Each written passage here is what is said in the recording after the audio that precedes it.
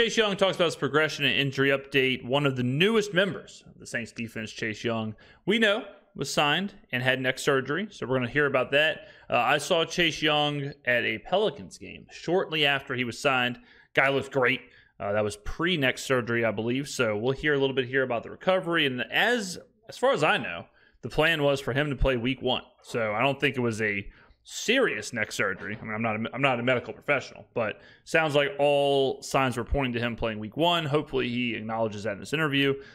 I have high hopes for Chase because, offensively, it's easy to assume, like, okay, great offensive coach, like let's say Sean Payton, inherits an offensive player, he'll be able to make the best out of that player, right?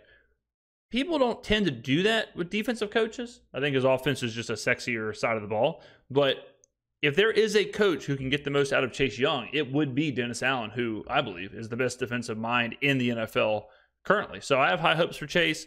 He fills a position of need, a huge position of need. I mean, we had no pressure at all in the defense.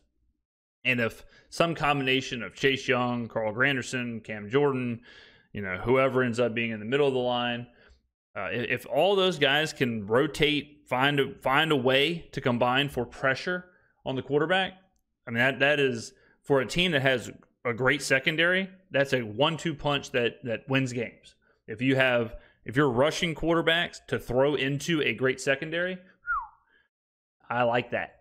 It's going great, man. It's taking it one day at a time. There you go.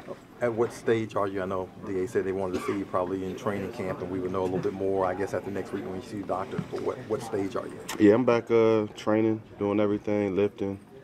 So, yeah, I'm back in that stage. There you go. Again, ladies and gentlemen, it's never wrong to be strong. You love to hear first thing, boom, lifting. What do you say? Bam. Zercher squats. Boom. Deadlift. Boom. Behind the back deadlift. Bam. Bulgarian split squats. That's what I'm interested in. So, after neck surgery. And again, how serious can the neck surgery be if we're already in the lifting phase and all of that? I think that sounds about right.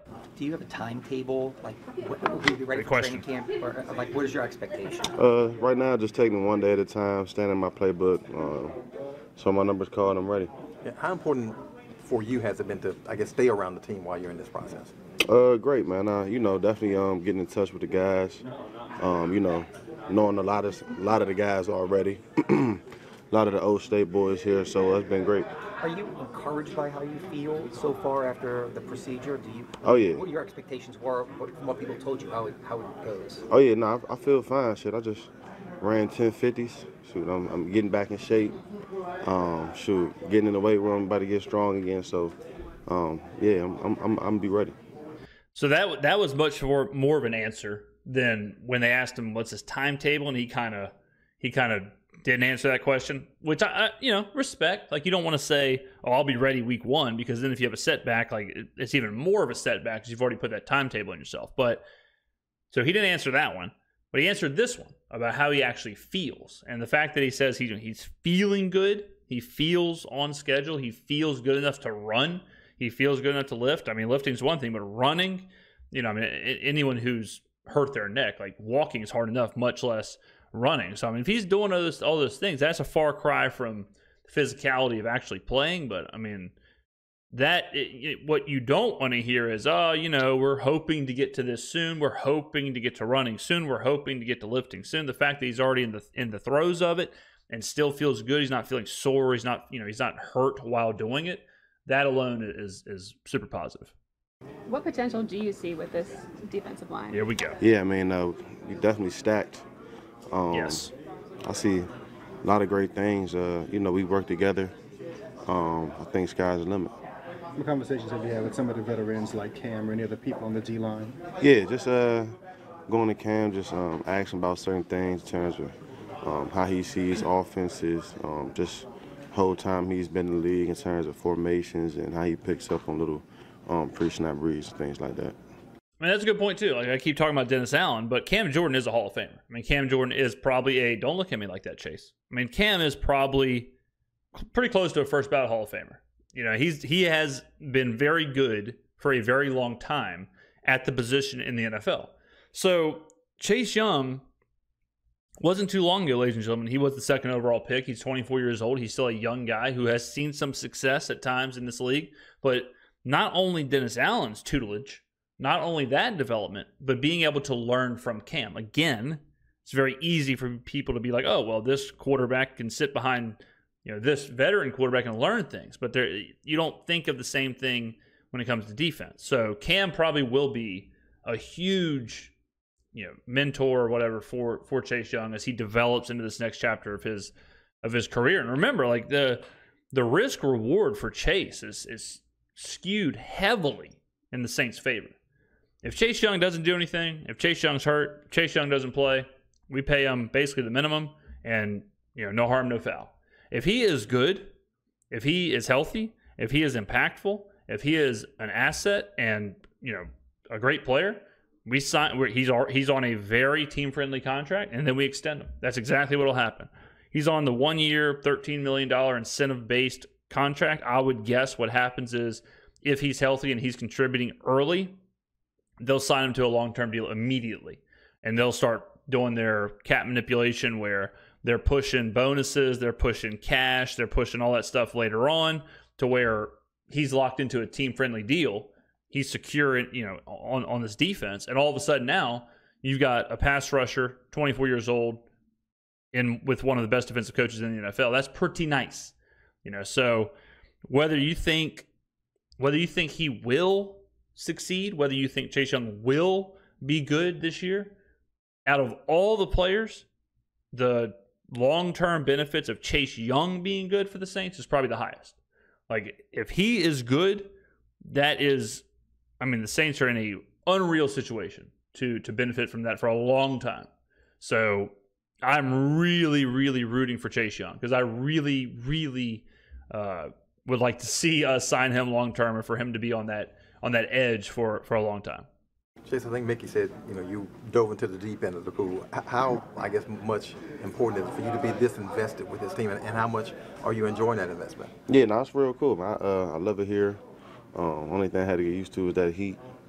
But it's real cool. Great. I don't know where Chase Young is from, but man, I just can't imagine what it's like. Because I was, born, raised in Mississippi, in Biloxi, lived in New Orleans for almost 4 years now. I'm used to the heat. I was born and bred in it, but I can't imagine playing in, Columbus, Ohio, like he played. Then he's in Washington. He's up there. And then all of a sudden, even San Francisco isn't anything like this. And then all of a sudden, you get hit right in the face with 140 degrees, 99% humidity, just the thickness, the thickest air ever. It's nuts. That's another part of the human side of things that, imagine, Jared Goff has talked about this. Jared Goff is a California kid who then went to college in California. And so it's no surprise that when he plays outdoor in snow and wind and all that, he's horrible. And he's talked about how hard it is for him to adjust. And it's the same way with heat. It just hits your body differently. I know just from walking around. You go walk to get lunch on the way back, even though you don't think of it like that, but it's like a 3-4 mile walk, round trip, and you're out in 140 degrees. There's some times where I feel like I'm about to have heat stroke. Like I said, I'm from here. So I can't imagine someone who's used to playing in cool temps or cooler temps or where the heat never gets that high to all of a sudden you're running 1050s in Metairie, no air. That has got to be one of the most intense switches a player can have. Teammates and everybody welcomed me with open arms, so it was a great experience. Chase, I He's going to get worse. if you answered this already. Is training camp day one, is that a realistic expectation? I'm just focusing on the day. See, he does not want to put a calendar date on it. He does not want to say training camp day one. He does not want to say week one. He does not want to see I'm 100% by this day, which, again, I'm okay. Why put that qualifier? I know the media wants to hear it. I know I want to hear it. I know the fans want to hear it. But, yeah, for him, it's why put the added pressure on your body? If Chase Young is ready for training camp, cool. If he's ready for preseason, cool. If he's ready for week 2, cool. As long as he's ready. we want him to be ready, impactful early in the season, for sure. But whether that's day one of training camp or day one of preseason, we'll see. So I'm not expecting to hear, until it's like really good news, I'm not expecting to hear any kind of like true timetable on Chase. Are you running it? Yep. Yeah, he just said he was running. Well, I mean, what's going on here? He just said he was running 1050s. What was this guy born yesterday with the microphone? Marshawn is another Ohio State guy. Just having him back in the building. Just talking with that. Oh yeah, big bro. It's definitely excited to play with him. We always chatted, obviously, on different teams, but I'm definitely excited to play with him. That'll be big for me. Was that one of the guys when making the decision that you kind of talked to about what this locker room is like? Yeah, Marshawn, Tyrann, but yeah, I mean, it was we got a lot of great guys in this D. You look at that, on paper, I feel like definitely one of the most talented defenses in the league for sure. I was just about to say that. On paper, you got to admit, on paper, Marshawn, Mario Davis, Chase Young, Carl Granderson, Tyrann Mathieu, Kool-Aid. You start looking around the room, it's like, damn, this defense is kind of sweet. Like there are some names out here. I mean, there are some players, there are some names, there are some talent, and if you can get, and that's not even getting the most out of some guys. Like some of these guys, it's just like, on average, they're pretty good. But if you're getting the most out of Carl Granderson, if you're getting the most out of Chase Young, if you're getting the most out of Kool-Aid or Tyrann or whoever, like, this defense can be really good really fast. As bad as we say the offensive line, like we say the offensive line can be really bad really fast, right? If all things go to hell, the offensive line can all of a sudden be the 32nd ranked offensive line. But the defense is the opposite. If all things go good, if all things hit their peak, if we start seeing the best of Marshawn, the best of Demario Davis, the best of Cam Jordan, the best of whoever, this defense can go from the 8th best defense to the number 1 ranked defense real quick. And when you're playing quarterbacks like Baker Mayfield twice a year and Bryce Young twice a year, and you're seeing Gardner Minshew and you're seeing Daniel Jones and you're seeing rookies and Jaden Daniels and Bo Nix, like when you're seeing those kind of quarterbacks, if your defense is playing at that level, I mean, I don't have to tell you how far that can travel. So we obviously have spent a lot of this offseason talking about Clint Kubiak and the offense and Derek Carr and Alvin Kamara and all of that, but the defense's ceiling is very, very high. I don't think the offense's ceiling can get to that.